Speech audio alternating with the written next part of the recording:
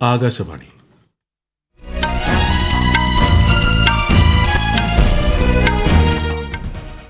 നമസ്കാരം. വാർത്തകൾ വായിക്കുന്നത് സുധിൻ സൈനുദ്ദീൻ.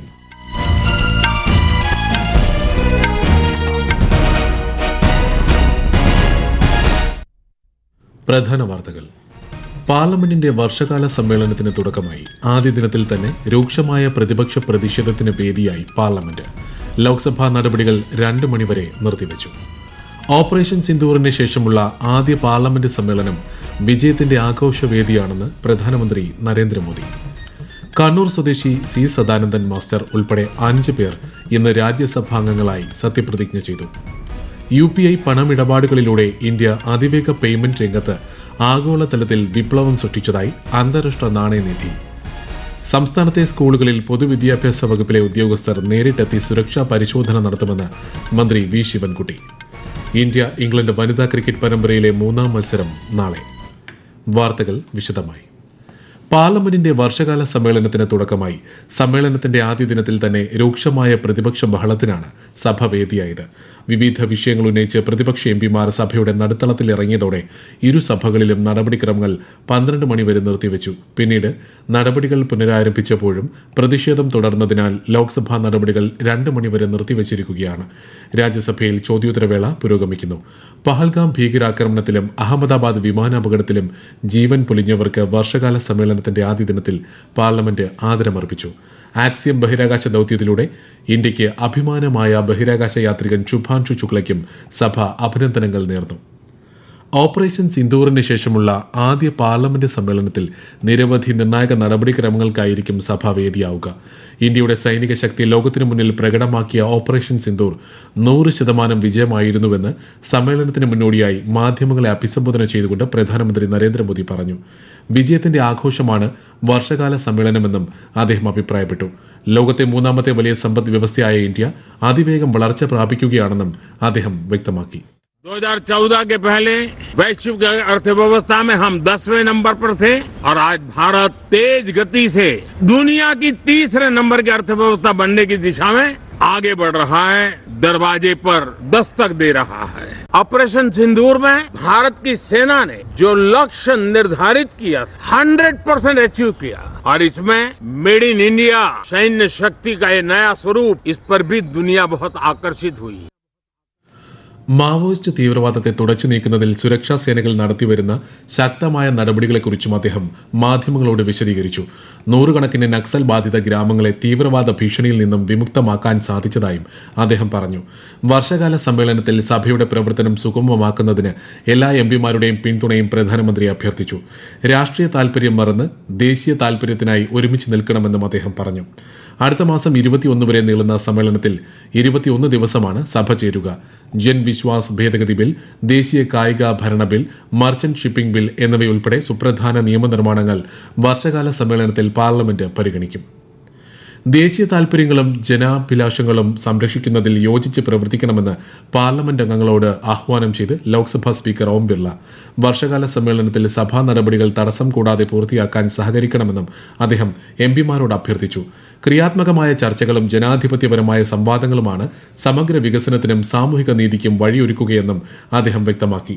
ചർച്ചകളിൽ ഫലപ്രദമായി പങ്കെടുത്ത് രാജ്യത്തിന്റെ വികസനത്തിൽ പങ്കുചേരണമെന്ന് രാജ്യസഭാധ്യക്ഷൻ ജഗദീപ് ധൻകർ എംപിമാരോട് അഭ്യർത്ഥിച്ചു. പരാമർശങ്ങൾക്കിടെ വ്യക്തിപരമായ ആക്രമണങ്ങൾ ഒഴിവാക്കണമെന്നും അദ്ദേഹം പറഞ്ഞു. രാജ്യസഭാ എംപിയായി കണ്ണൂർ സ്വദേശി സി സദാനന്ദൻ മാസ്റ്റർ സത്യപ്രതിജ്ഞ ചെയ്തു.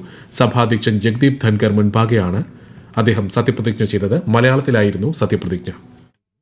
ഞാൻ സി സദാനന്ദൻ മാസ്റ്റർ രാജ്യസഭയിലെ അംഗമായി നാമനിർദ്ദേശം ചെയ്യപ്പെട്ടിരിക്കുന്നതിനാൽ നിയമം വഴി നിലവിൽ വന്ന ഭാരതത്തിന്റെ ഭരണഘടനയോട് നിർവ്യാജമായ വിശ്വസ്തതയും കൂറും പുലർത്തുമെന്നും ഭാരതത്തിന്റെ പരമാധികാരവും അഖണ്ഡതയും ഉയർത്തിപ്പിടിക്കുമെന്നും ഞാൻ ഏറ്റെടുക്കുവാൻ പോകുന്ന കർത്തവ്യം വിശ്വസ്തയോടുകൂടി നിർവഹിക്കുമെന്നും ദൈവനാമത്തിൽ സത്യം ചെയ്യുന്നു. വിദ്യാഭ്യാസ മേഖലയിലെ സംഭാവനകളും സാമൂഹിക പ്രവർത്തകൻ എന്ന നിലയിലെ പ്രവർത്തനങ്ങളും കണക്കിലെടുത്താണ് സി സദാനന്ദൻ മാസ്റ്ററെ രാഷ്ട്രപതി രാജ്യസഭാംഗമായി നാമനിർദ്ദേശം ചെയ്തത്. ഹർഷവർദ്ധൻ സിംഗ്ല, മീനാക്ഷി ജെയിൻ, ബീരേന്ദ്ര പ്രസാദ് ബൈഷ്യ തുടങ്ങി 5 അംഗങ്ങളുടെ സത്യപ്രതിജ്ഞയ്ക്കും രാജ്യസഭ ഇന്ന് സാക്ഷ്യം വഹിച്ചു. പ്രധാനമന്ത്രി നരേന്ദ്രമോദിയുടെ UK മാൽദ്വീപ് സന്ദർശനത്തിന് ബുധനാഴ്ച തുടക്കം. UK പ്രധാനമന്ത്രി കെയർ സ്റ്റാമറുമായി പ്രധാനമന്ത്രി കൂടിക്കാഴ്ച നടത്തും. ഇന്ത്യ-UK ഉഭയകക്ഷി ബന്ധം സംബന്ധിച്ച നിർണായക ചർച്ചകൾ നേതാക്കൾക്കിടയിൽ നടക്കും. ഇരു രാജ്യങ്ങൾക്കുമിടയിലെ സമഗ്ര നയതന്ത്ര പങ്കാളിത്തം സംബന്ധിച്ച വിലയിരുത്തലും സന്ദർശനത്തിന്റെ ഭാഗമായുണ്ടാകും. തുടർന്ന് ഈ മാസം 25-ന് മാൽദ്വീപ്സിലെത്തുന്ന പ്രധാനമന്ത്രി മാൽദ്വീപ്സ് പ്രസിഡന്റ് മുഹമ്മദ് മുയ്സുമായി കൂടിക്കാഴ്ച നടത്തും. 26-ന് നടക്കുന്ന മാൽദ്വീപ്സ് സ്വാതന്ത്ര്യ പ്രാപ്തിയുടെ 60-ാം വാർഷികാഘോഷങ്ങളിൽ ശ്രീ മോദി വിശിഷ്ടാതിഥിയായി പങ്കെടുക്കും. ഈ വാർത്തകൾ ആകാശവാണിയിൽ നിന്ന്. ആകാശവാണി വാർത്തകളും വാർത്താ അധിഷ്ഠിത പരിപാടികളും All India Radio news Thiruvananthapuram YouTube ചാനലിലും @All India Radio news Thiruvananthapuram Facebook പേജിലും AIR ന്യൂസ് _ ഇൻസ്റ്റഗ്രാം അക്കൌണ്ടിലും @AIR ന്യൂസ് _ X ഹാൻഡിലും ലഭ്യമാണ്.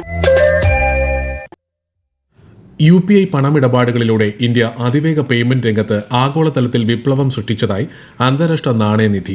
ഇക്കഴിഞ്ഞ ജൂൺ മാസത്തിൽ 18.39 ബില്യൺ ഇടപാടുകളാണ് UPIയിലൂടെ നടന്നത്. 491 ദശലക്ഷം ഉപയോക്താക്കളും 65 ദശലക്ഷം വ്യാപാരികളും ഉൾപ്പെട്ട UPI ശൃംഖല 675 ബാങ്കുകളെ ഒരൊറ്റ ഡിജിറ്റൽ പ്ലാറ്റ്ഫോമിലൂടെ പരസ്പരം ബന്ധിപ്പിക്കുന്നതായും IMF വ്യക്തമാക്കി. National payment corporation of India 2016 ആരംഭിച്ച UPI ഒന്നിലധികം ബാങ്ക് അക്കൌണ്ടുകളെ ഒരൊറ്റ മൊബൈൽ ആപ്പിലേക്ക് ലിങ്ക് ചെയ്യാനും എളുപ്പത്തിൽ ഇടപാടുകൾ നടത്താനും ഉപയോക്താക്കളെ പ്രാപ്തരാക്കുന്നു. നടപ്പ് സാമ്പത്തിക വർഷത്തിന്റെ ആദ്യപാദത്തിൽ രാജ്യത്തിന്റെ ഇലക്ട്രോണിക്സ് കയറ്റുമതി 47% വർദ്ധിച്ച് $12.41 ബില്യൺ എത്തിയതായി കേന്ദ്ര സർക്കാർ. ആഗോള ഉൽപാദന കേന്ദ്രമായി ഇന്ത്യ മാറുന്നുവെന്നതിന്റെ സൂചനയാണിതെന്ന് കേന്ദ്ര വാണിജ്യ മന്ത്രാലയം വ്യക്തമാക്കി. ഏപ്രിൽ-ജൂൺ പാദത്തിൽ US, UAE, ചൈന എന്നീ രാജ്യങ്ങളിലേക്കാണ് ഇന്ത്യ ഏറ്റവും അധികം കയറ്റുമതി നടത്തിയത്. റെഡിമെയ്ഡ് വസ്ത്രങ്ങളുടെ കയറ്റുമതിയിലും ഇക്കാലയളവിൽ രാജ്യം വൻ മുന്നേറ്റം നടത്തിയതായി മന്ത്രാലയം അറിയിച്ചു. പൊതുവിദ്യാഭ്യാസ വകുപ്പിലെ ഉദ്യോഗസ്ഥർ സംസ്ഥാനത്തെ സ്കൂളുകളിൽ ഈ മാസം തന്നെ നേരിട്ടെത്തി സുരക്ഷാ പരിശോധന നടത്തുമെന്ന് വിദ്യാഭ്യാസ മന്ത്രി വി ശിവൻകുട്ടി. സർക്കാർ എയ്ഡഡ് സ്കൂളുകളിൽ പരിശോധന നടത്തിയ ശേഷം അൺഎയ്ഡഡ് സ്കൂളുകളിലും പരിശോധന നടത്തും. സമയബന്ധിതമായി ഓഡിറ്റിംഗ് നടപ്പിലാക്കി റിപ്പോർട്ട് സമർപ്പിക്കാനാണ് നിർദ്ദേശം. ഇത് സംബന്ധിച്ച് നാളെ വിദ്യാഭ്യാസ വകുപ്പിലെ ഉദ്യോഗസ്ഥരുടെ യോഗം ചേരുമെന്നും മന്ത്രി തിരുവനന്തപുരത്ത് പറഞ്ഞു. കേരളത്തിൽ 5 ദിവസം കൂടി മഴ ശക്തമായി തുടരുമെന്ന് കാലാവസ്ഥാ മുന്നറിയിപ്പ്.